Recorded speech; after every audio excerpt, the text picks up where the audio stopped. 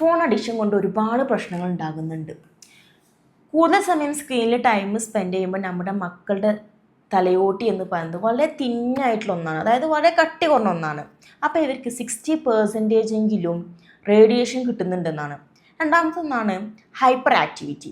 ഇപ്പോൾ കൂടുതൽ സമയം ഫോണിൽ ചിലവഴിക്കുന്ന കുട്ടികളെ നമുക്ക് പെട്ടെന്ന് കണ്ടാൽ മനസ്സിലാകും. അവരെന്തായിരിക്കും, ഒരു തുള്ളിച്ചാടി നടക്കുന്ന ഒരു പ്രവണതയായിരിക്കും അവരിൽ ഉണ്ടാവുക.